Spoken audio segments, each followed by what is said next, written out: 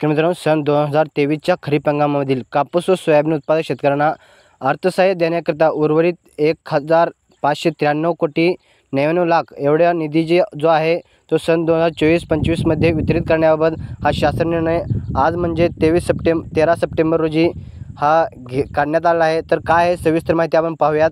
सन 2023च्या खरीप हंगामामधील कापूस सोयाबीन उत्पादक शेतकऱ्यांना क्षेत्रासह सरसकट क्षेत्रासह 1,000 रुपये व जास्तीत जास्त क्षेत्र म्हणजे प्रति हेक्टर 5,000 रुपये एवढे अर्थसहाय्य देण्यात येणार आहे। तर यासाठी कापूस उत्पादक शेतकऱ्यांसाठी 1,548 कोटी व सोयाबीन उत्पादक शेतकऱ्यांसाठी 2,646 कोटी 34 लाख रुपये एवढा एकूण निधी 4,194 कोटी 68 लाख रुपये एवढा खर्च करण्यास मान्यता देण्यात आली होती।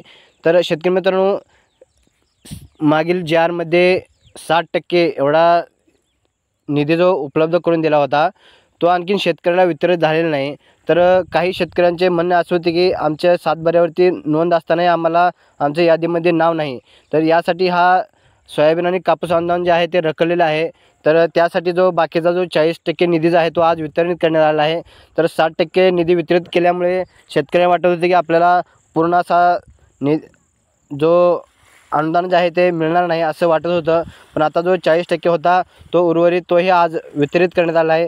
त्यामुळे शेतकऱ्यांना आता पूर्णच्या पूर्ण रक्कम ही मिळणार आहे।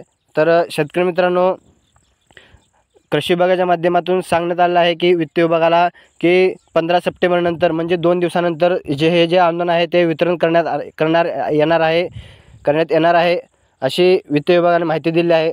तर शेतकरी मित्रांनो, लवकरात लवकर हे शेतकऱ्यांना अनुदान जे आहे ते मिळावं आणि शेतकऱ्याला याचा लाभ व्हावा अशी आपण सरकारकडे मागणी करतो। तर ही माहिती तुम्हाला महत्त्वपूर्ण वाटली असेल तर एक लाईक नक्की करा। पुन्हा भेटूयात महत्त्वपूर्ण अशा माहितीसह। धन्यवाद।